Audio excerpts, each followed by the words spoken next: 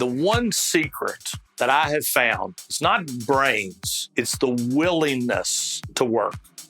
Welcome to a very special episode of the Game Changing Attorney Podcast, recorded live at the Evolve Virtual Summit. This episode features a brand new conversation with the very first guest of the Game Changing Attorney Podcast and the CEO of America's largest injury firm, John Morgan. When I look around my firm and around the offices in America, when I look at the most successful people, they're the people in the office. They're the people trying the cases. They're the people working on the weekends. The common denominator for the most successful people that I know in my life is not that they were the smartest, it's they were the hardest working. I'm Michael Mogul, founder and CEO of Crisp Video, the nation's #1 law firm growth company. I've built my business through practice, not theory. Crisp started with just $500 to my name and has grown to over 8 figures in revenue over the last few years, earning a spot on the Inc. 500 list of the fastest growing private companies in America. Our approach has been to take everything we've learned about generating massive growth within our own organization and help the country's most ambitious and committed law firm owners do the same for theirs. In each episode of this podcast, I sit down with innovative market leaders from the legal industry and beyond to learn from those who thrive in the face of adversity, challenge the status quo, and define what it means to be a true game changer. I sat down with John Morgan to discuss his early experiences that shaped his vision, the importance of having an insatiable appetite for success, and why you should ignore the naysayers. When people tell you you can't, that just means they can't. That doesn't mean you can't. That just means they won't. It doesn't mean you won't. That's coming up on the Game Changing Attorney Podcast.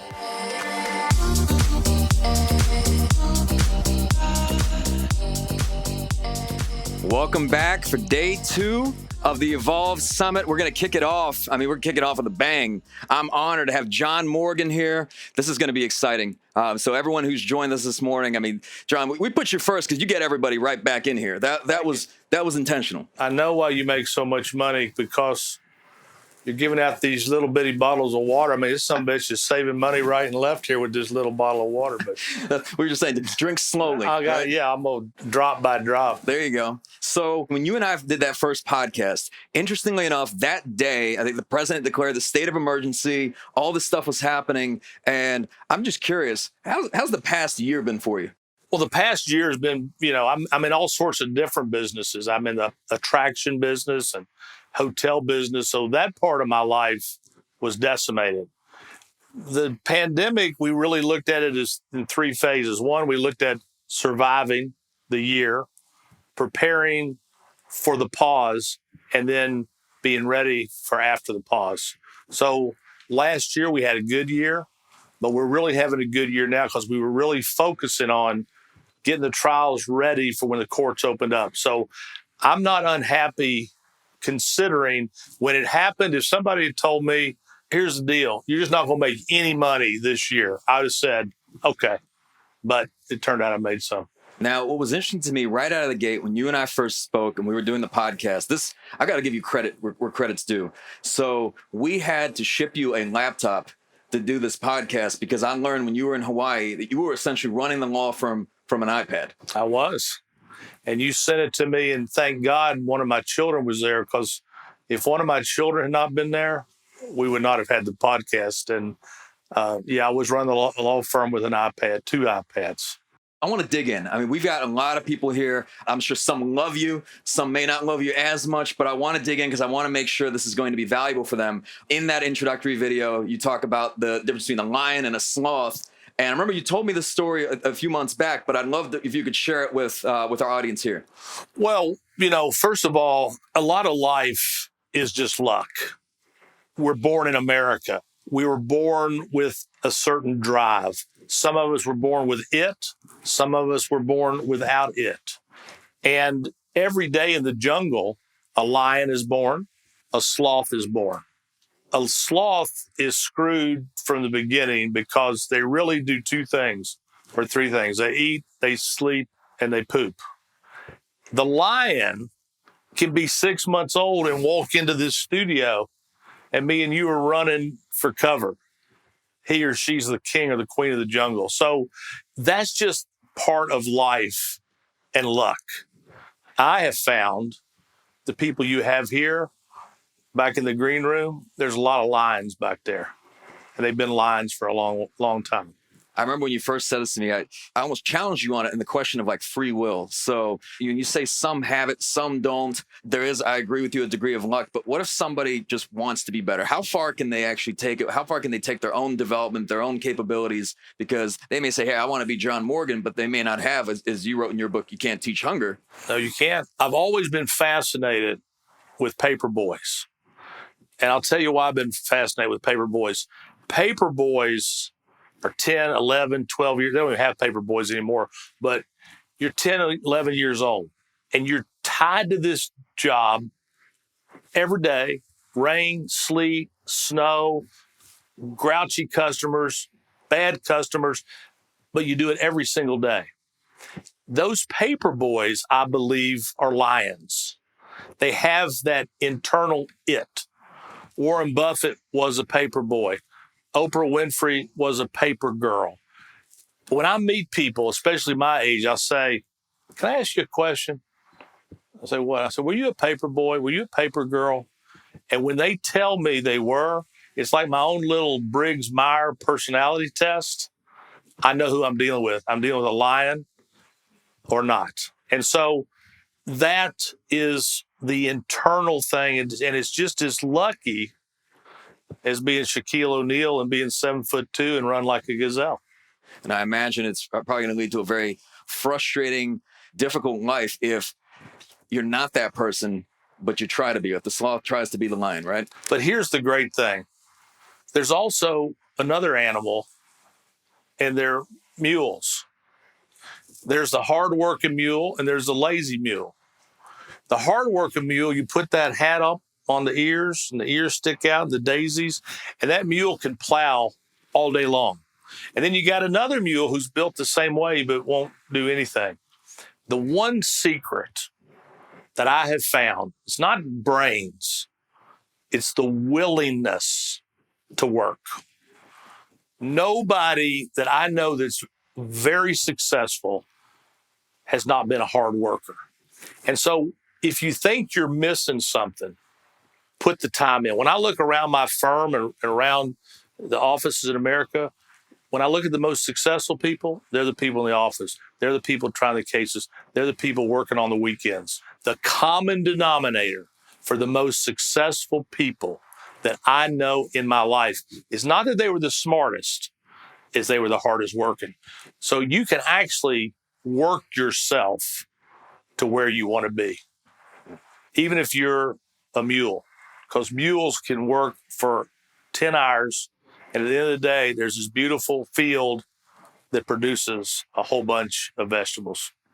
I remember in that You Can't Teach Hunger, you talk about there's some that go, coming out of the weekend, they come back as satiable slugs. And then there's others that are just constantly insatiable. You ask them, when are you done? They're not done. When is it enough? It's never enough. There's two types of people. And here's the problem inside of our firms. Inside of all of our firms, you have you, and then you have the people inside of your firm. You have one business objective. The people working with you or for you have another objective. Now, their objective may not be what your objective is. Their objective may be, I got to work this hard, get this much, and then I want quality of life. And almost everybody has a limit of satiability. If I get that, I'm done. Most people, I'd say 95% or more, have a satiable appetite. But then there's that rare bird that has an insatiable appetite. And no matter what they have, they want more. And it's not about money, because you can only eat one cheeseburger and drink one Maker's Mark. Your pockets are bulging, but you can't eat more than one cheeseburger and one Maker's Mark. It's about winning. It's about succeeding. It's about being respected. And so what I'm always looking for inside of all of my organizations are those people who have that insatiable appetite, that they're never going to stop because they want to be successful, respected, and revered. And in your other books, so the first one is you can't teach hungry. The second, you can't teach vision. Maybe the third one will be around luck, right? But you can't teach any of this stuff, it seems.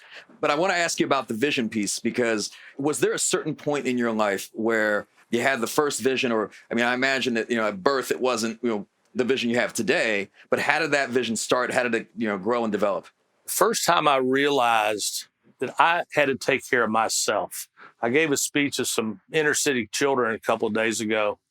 The last thing I said to them was this: believe in you, because at the end of the day, only you are going to take care of you. I was 10 years old, family was poor, both parents drank way too much. I go to the dentist and I hear my dad talking to the dentist. He said, well, we can do a root canal or we can pull it. And my dad said, well, how much is it? He said, the root canal is $50, pull it's $5. My dad said, well, I guess we're going to have to pull it. First of all, I knew then I was fucked, because even though I was 10 years old, I knew what permanent teeth were. I knew I was fucked. And then the dentist came in, pulled my tooth, put a bunch of gauze in. I'm driving home. I pulled the gauze out. I think this son of a bitch pulled 3 teeth. The gap was so big. I went into my house. I saw my brothers and sisters. They're all sitting there. I knew they were fucked too. But that day was a big day for me. And I'll tell you why, Mike. That was the day that I remember that I got to rely on me. And that was the day I went and got my paper out. And then I started building my paper out. And by the time I finished, one time we had to move from Kentucky to Florida, I was making $300 a month, which was gigantic money way back when. And so I would say that I had that seed, I had that whatever it was. And to this day, the tooth is still not here. And I'm okay with that, because that tooth not being here, I think, keeps me insatiable, and has been, as bad as it was, is a constant reminder. And I have a fear of being stuck and not being able to have my teeth taken care of. Good news is my dad got fired all the time. Every time he'd get fired, he'd tell all of us, be a professional. Nobody can fire you. So I got 2 brothers that are dentists. I may have veneers by the next time I come up here and see you. I love it. So then there's law firms, and then there's Morgan & Morgan, the largest personal injury firm in the nation. What was the point where, like, the big catalyst where things really took off? Was there a certain decision, a certain investment, a certain risk that you took where it just, at that point, it became something very different? Well, on my tombstone, I'm either going to have, I told you I was sick, but it's probably going to be grow or die. That's how I've lived my life in business, my life in law. And I believe if you're not growing, that you're dying. And so the way I've grown it is I've grown it geographically, and I've grown it practice-wise. We had a verdict in New York City this week in the courtroom where they filmed 12 angry men against Major League Baseball for millions and millions of dollars. And that case came from my business trial group. I decided the 21st Century Law Firm needed to be more than just injury cases. So we do business on contingency. We represented a bunch of guys from Beverly Hills Sports Council who got screwed by Major League Baseball. So if I'm not growing geographically, then I'm growing vertically with different practice areas. And so what happens is nobody could have ever planned it. Nobody could have ever, I never would have seen this coming. But then you wake up because your mantra has been grow or die, and you've grown this way and you've grown that way. And then one day you wake up with white hair and 800 lawyers and 4,000 employees at the law firm. If I had to go back and tell you how it happened, I don't know if I could really tell you, but it did, and I'm happy it did. Another thing we talked about was that paranoia. I'm sure there's some people watching thinking that if they get to a certain point, a certain level, that paranoia might go away. And maybe it does for certain people. Maybe they get content. But from our conversation, it sounds like, I don't know if you're still waking up with the cold sweats, but it still seems like that grow or die mentality is still with you. I still have dreams where I'm broke, I've lost my car. It's that recurring dream about failure. there's good luck and bad luck. My bad luck early on was that we were poor and that we were hopeless, helpless, and powerless. But the good news about that, the bad luck turned out to be good luck, because those tastes of hopelessness and powerlessness and helplessness, you never forget those tastes. And I believe that what happened to me as a kid is why I keep having these dreams. When I wake up from those dreams, sometimes my heart's beating real fast and I don't have my car and I'm walking and I'm not John Morgan anymore, but I am John Morgan. I'm just a broke ass John Morgan. And when you wake up, you're so happy to wake up. You're so happy that you were dreaming, because it's not a dream, it's a nightmare. Yeah. You're humble in this respect, but I promised I would dig. So I want to give them an idea of the scale at which you're operating today. If you could just share, what's it looking like in terms of number of cases per month, the marketing spend, like the number of staff, attorneys, even fees, just so people can just you start wrapping their heads around that. 3 million people 1.5 people have already requested representation through June. We're on trend to do over $1 billion in settlements and verdicts. Your margins get better with size because there's so much that's fixed. The only thing that's not fixed are attorney bonuses, but rent's fixed, and advertising budget all in is about $160 million. That's everything. That's social, out of office. And my margins are pretty good. There's 4,000 people. There's 800 lawyers. We have a lawyer in every state in the country. And we just opened up, hired a real great lawyer out of Denver that is going to head up our toxic tort litigation. And that's, again, another area that I'm not growing geographically, but I'm growing vertically. And we're real happy because after the pandemic, we spent so much time getting ready for after the pause that when we're trying cases, there's sometimes in some of our cities, we're the only law firm on the docket because we didn't take the bullshit money when everybody was scared. We kind of held off our best cases. Usually every month we try to verdict 30 to 40 cases a month. And we probably settle another 70 or so the Friday before or during jury selection. My son Matt had one last week, 250 policy. They offered us $1 million. We said no. They offered us $1.5 million. We picked a jury. We got ready to give opening. We settled it for 2.5. So that's not a verdict.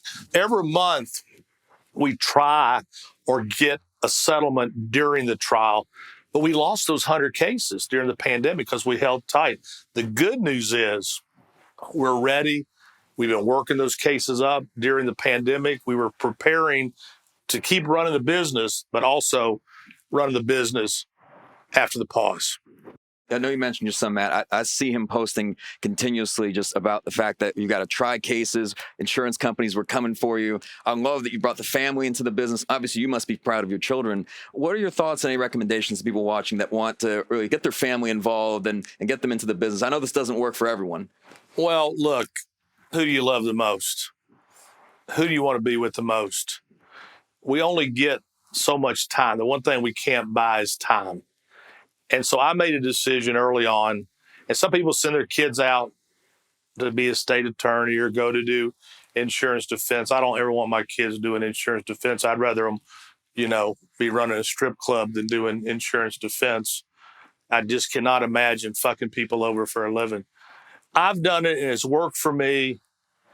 And I was worried because you don't know when your kids are little, Matt, for example, I worried about Matt because he's a surfer who smoked a lot of weed. So you're like, what's he going to be like? Well, it turns out he was a lion, had a driver A personality, and as mellow as he is, he's a great surfer guy. But if you get between Matt and his money, he can become a real vicious son of a bitch. And so my kids have all turned out. I wasn't great in school. My wife was real good, real smart, but it all turned out. Some days, my daughter, Kate, has a structured settlement business. Some days in my office, the last thing that happens in my day is my 4 children and my wife. Sometimes we're all sitting in my office eating peanut M&Ms, and drinking Coke. I'm 65 years old, so I know I may not be in the fourth quarter, but I'm either in it or next to it. If I'm going to be in the fourth quarter, I want to be doing things that are significant, but I also want to be doing it with my family because that's who I want to be with the most. I know you talked about like the different businesses you're involved in, just the diversification. I read at one point when you were first getting into the attraction business that your wife wasn't exactly on board with this initially. She couldn't understand it. But if you kind of speak to how you got involved in that, kind of the WonderWorks business, which I was intrigued to learn that you're involved, because now it seems like that was a very good idea, but just how you've diversified even outside of law. Here's the thing. I don't golf. I don't fish. I don't hunt. People out there shooting deer, I don't even like the taste of deer. I can taste the fur. I'm like, hell, I can't eat this shit. So I don't do those three things. That's what seems what everybody does. And so what I have made my hobby was my family and business. And so I had this fair business and I saw these interactive things on the fairground. And I said, you go to a science center and it's boring as hell. I take my kids to the science center. They were, running up and down the hallways. They were doing nothing. I said, but what if I built an attraction? Everything was interactive. And so I had a guy on the fairground in our fair circuit, and he had these interactives. And then somebody brought me this picture of this huge house turned upside down. And I'm like, wow. Because I believe if you just build a square box, that's one thing. But if you build a house that looks like it just crashed down, that the moths will come to the flame. If I could just get a nickel for every picture that's been taken of WonderWorks, if anybody is watching this today, if you Google the 10 most interesting buildings in the world, one of them will be WonderWorks. I believed I had to go full bore. So I built the house upside down. Then I put the exhibits in. The first one I built was in 1997. I have 7 of them now. They print money because there's no cost of goods. There's hard to steal from you. And people love it. And the great thing about the business, you go there, people are having the time of their life. And if somebody comes to the gate and says, we were unhappy, here's my refund policy. I look at the ticket. If they were in there for less than an hour, I just refund the money. If they were in there for 4 hours, I say, get the fuck out of here. You're trying to screw me. Because it's great, because in law, we're fighting all day. We're fighting to get cases. We're fighting the insurance company. We're fighting the defense lawyers. But at WonderWorks, and I got another one called Alcatraz. I'm getting ready to open up this summer. Guy Fieri. We got a concept we're doing together called Flavor Town. It's going to be like a Dave & Buster's in Pigeon Forge. So I'm interested in that. So my hobby, golf, I don't get. When Tiger Woods is hitting the ball in the water, I'm not interested in that sport. Shooting deer, where I live, I can sit in my pool and kill deer. I can just sit with a pistol and kill deer from my pool. So I don't find that to be a sport. And fish and release, I've never understood that. So if I want fish, I just go down to the fish store and get some fish. So I don't find any of those hobbies interesting. But I find this, I built a thing called Alcatraz East. It's the history of crime and punishment. I have OJ's Bronco. I have Ted Bundy's VW. I have Bonnie and Clyde death car from the movie. I'm putting all that collection together. If you Google Alcatraz East in Pigeon Forge, so it's almost, instead of collecting stamps, my little friend, Al Pacino's my little friend. I own that gun. Say hello to my little friend. So it's a hobby. It keeps me occupied. But what a great hobby, because you get to make money at the same time. You had an early job, I think, as Pluto, right, at Disney World. Could you imagine that? I did magic at Disney. I was Pluto at Disney. I love Disney. I love Walt Disney. I met Roy Disney one night when I was doing magic at Merlin's. He came in, and I said, where do you stay when you come here? And he points out, I was at Merlin's magic store, and he points out of the castle, and he says, I stay there. I go, where? He goes, Walt built us an apartment there. I said, Mr. Disney, I can't believe I'm meeting you. He said, John, don't call me Mr. Disney, call me Roy. I said, why? He goes, call me Roy. And I decided that night at Merlin's Magic Shop, if I ever had a business, nobody ever called me Mr. Morgan. Everybody called me John. So anytime anybody tries to call me John or Mr. Morgan, no go. It's if Walt Disney can be Walt, I can be John. And I loved working at Disney. The best thing about, when I was Pluto, and I'd be standing at Main Gate, tram, the monorail's coming at the beginning of the day, and you look up, And here comes grown men in sandals, running full tilt, knocking kids down to come take a picture with Pluto and Mickey. In the first day, we had the VIP unit out there. All day long, you're working with people who are having the single best day of their entire life. They've come to Disney World. So I loved that. And so I was inspired by Walt Disney and my time at Disney World. So you mentioned Roy Disney. So Walt, the visionary, he had Roy. Do you have a Roy? I have a Roy. My wife is very smart. I kind of consider her my Roy. The only thing that she has not understood yet is she thinks she has an absolute veto on everything. And so our fights come from, I'm looking for advice. I'm not looking for a veto. So whenever we clash, but I rely on her. And yeah, look, if you read a book a long time ago called The Millionaire Next Door, it takes two guys that make the same amount of money, but at the end of their life, one has a lot of money and one doesn't have a lot of money. The one thing you find about the people who have a lot of money, rule number one, stay married.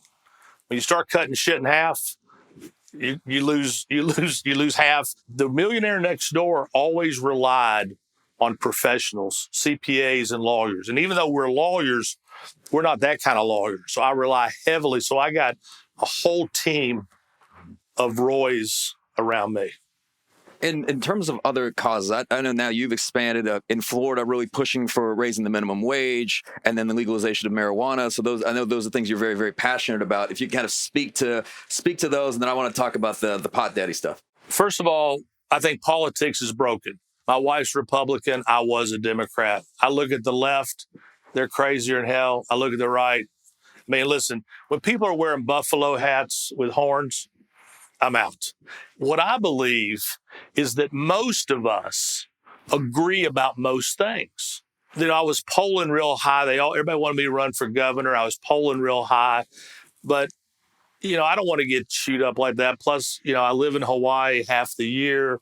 My brother was paralyzed, and marijuana has been a very important part of his life. Because if he didn't use it, Percocet, Xanax, he was a zombie. And so I decided to try to legalize medical marijuana. And I missed the first time by a fraction. And I came back and did it again and passed it with 71% of the vote. And then I believe the reason this country is so mad is that the have-nots are getting bigger and bigger and bigger and bigger. I believe one day, we don't think it can happen. Marie Antoinette didn't think it could happen. Batista didn't think it could happen. The Tsar didn't think it. You push people so far, they'll just come take your shit because nothing from nothing equals nothing. If your kid's hungry, people are leaving islands in cardboard boats because nothing from nothing equals nothing. So I believe that the issue of our day is income inequality. So I say, you know what? I've already passed marijuana. I believe in the minimum wage. I passed the minimum wage, which is hard in a state like Florida, with 61% of the vote, a landslide. What that proved to me was that most of us agree on most things. But if you put an R or a D next to it, we don't agree except about 47% on one side and 47% on the other, and the 6% decide the best. So I did the marijuana for my brother. I did the minimum wage because I feel passionately. I pay all my people at least $15 an hour. And I think I wanted to prove to America and to other politicians, and I think you'll see now, people are always talking about Florida's minimum wage. I think in this deep South, for that to have happened was a seismic shift, and now you're seeing businesses are voluntarily raising their wage to 16, 17. And I believe it's good politics for self-preservation, because if you don't, there will be a day where you'll be living in Mad Max, where people will be coming into your house, taking your stuff because you get so desperate, you have no choice. So those have been the things I've done in Florida, very gratifying. And it's worked out for me because I've been like on a crusade down in Florida for 10 years.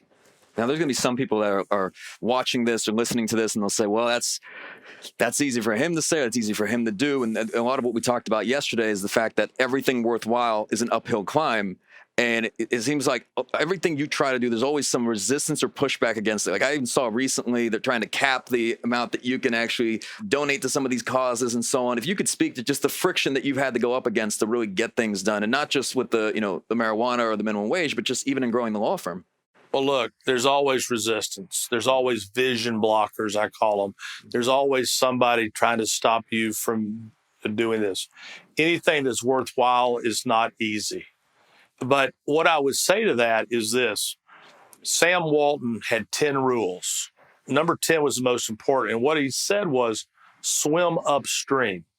When you see people coming downstream, they're on these big floats, sucking on Mai Tais, cocoa butter all over their fat asses, just rolling down the river. They don't know where they're going. They're just going somewhere fast and maybe over. But Sam Walton said, swim upstream. So you're in there swimming upstream. You're passing the people in the floats and the inner tubes, sucking on the Mai Tais with the cocoa butter, who may be going to their death. But once you get to the top, there's a very furrowed, fallowed soil. And when Sam Walton left downtown Ben Franklin and went out to a field and built a box, kind of a box like this, everybody said, you're crazy. But guess what? He swam upstream. And what I will tell you, Mike, is when people tell you you can't, that just means they can't. That doesn't mean you can't. That just means they won't. It doesn't mean you won't. And so when people say no, I have a saying, no means yes. People tell me no, no means yes. And so you have to make sure that you understand that a lot of people are trying to stop you from being great because they know they can't be great. And misery loves company. So over the past year, a lot of businesses all across the country, many of them demolished, maybe even a lot of law firms seemingly in a position where they almost had to start over. I'm curious, if you had to start over tomorrow, what would you do differently? How would you approach it?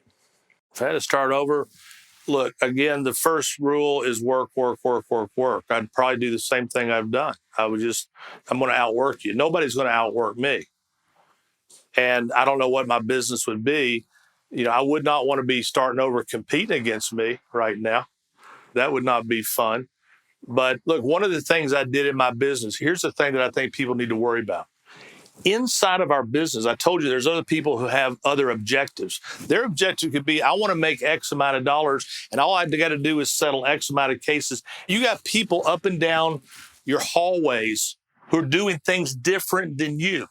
The most consequential thing I did in my business was I built a software called Litify. That's a hard thing to do, build a software. And I built it on a Salesforce platform, and I built it in the cloud. Here's what I wanted. I wanted to see everything. When you walk down a law firm, you just see these rows and rows and rows of cabinets. What's in there? I wanted transparency and automation. What has transformed my business when the growth has gone crazy has been Litify. Because now I can see everything. I can direct everything. I can see everything that's going on in Philadelphia, in Miami, because the greatest worry that I have and that everybody listening should have is that inside your firms, there are enemies from within. Some are intentional enemies, and some are just sloths who want to cook out and golf on Friday instead of working. And so what I wanted to do with Litify, it was to make everybody do it my way every day. And when I started with that, once I was using it for myself, and then I rolled it out to the public, and we're selling them like hotcakes. There you go. No, I love it. So I know you don't spend a lot of time patting yourself on the back, but when you look back across, your life, growing up poor in Kentucky to where you are today, your family and so on, are you proud? I'm not proud. I would say that I am surprised. Because when I got out of law school, somebody said to me, look, here's the deal. We're going to give you a salary of $100,000 and tied to COLA. It was unfathomable money. And as you get older, like I said, it's not about the money as much. I'm not the type of person that spends the way I make. I'm from Kentucky. I'd rather have cube steaks and green beans in a pressure cooker and cabbage and shit like that. Caviar, I don't understand that. People are like, eat this $1,000 spoon of caviar. It's like, I'd rather eat a spoon of dog shit than to eat caviar. I don't know what they all think about caviar. Why is that so good? Other than it's expensive. It's like, hey, here's a spoon of shit, $1,000. Oh, thank you. And people are eating shit because it's expensive. I'd rather have a cube steak and cabbage. But I would say that I'm not proud of myself. I'm relieved, because the most desperate feeling in the world, remember when you couldn't fill up a gas tank? You'd pull in and you'd get $2 worth of regular, not even the premium, or $3, and it moved the needle barely. When was the last time you didn't fill up? Those little things like that were part of your desperation. Your car conks out. In America, 40% of Americans have less than $400 in their savings. You turn on the car, it doesn't start, you may not fix it. One time in Florida, our AC went down and we didn't get it fixed for 3 years. Hot as shit. So, now if my AC ain't back up, in like 3 hours, I got the air conditioner man is a friend of mine. I'm texting him like, hey, if you don't have a tech, get over here yourself, because I cannot be sweating that down here in Florida. I sweated for 3 years in Florida. So I'm relieved. I'm not proud of myself. And that's why I try to, the best of my ability, I sign all my letters with faith without works is dead. Because I believe, I was with Johnny Cochran for a long time, and I was partners with him in some of his firms. And he used to tell us all the time, and I was a pallbearer at his funeral, and he would tell us that you can do good and do well. And so the main thing I want to do, whether it's marijuana or minimum wage, Morgan Hunger Relief Center, I want to make sure that I take my good luck and my good fortune and that I give it back in some form or fashion, because I believe the other secret to life is gratitude. And if you're not thankful, I hate ingrates. And so I'm going to always be grateful to God or whoever, whatever made this happen. Well, thank you, John. I really appreciate this. The people watching, I bet John surprised you a little bit. If you've never heard John speak, if you had a certain perspective of what John would be like, or if you've seen him on TV or his billboards. So I appreciate you being so open and transparent. You're very welcome. Congratulations on your success. You've done amazing things here. Thank you. For everybody watching, you need to come here. It's like coming to Disney World. I want to give a huge thank you to John Morgan for taking the time to speak with us at the Evolve Summit. What particularly resonated with me was when John said that when somebody tells you that you can't do something, that really means that they can't, and only you can truly limit your ambition. You've been listening to the Game Changing Attorney Podcast with me, Michael Mogul. If you enjoyed this episode, I'd really appreciate it if you could share the podcast with at least one other ambitious law firm owner who you believe would benefit, and you know what? Maybe more than one. For more information on our fireside chat with John Morgan, see the show notes for this episode in your podcast app or visit GameChangingAttorney.com. And join us next time for a deep dive into firm culture as special guest host Jessica Mogul sits down with the most successful law firms in the nation to discuss what they're doing to align their organizations and build a culture of success. Culture is sort of the way you start your firm in a way that you want it to be when you're done. So if you don't have those ingredients, if you don't have that foundation or that baseline, you can throw in whatever you want, but it's not going to be right. Firm culture is what you start with so that when you grow it, it grows properly. That's next time on the Game Changing Attorney Podcast.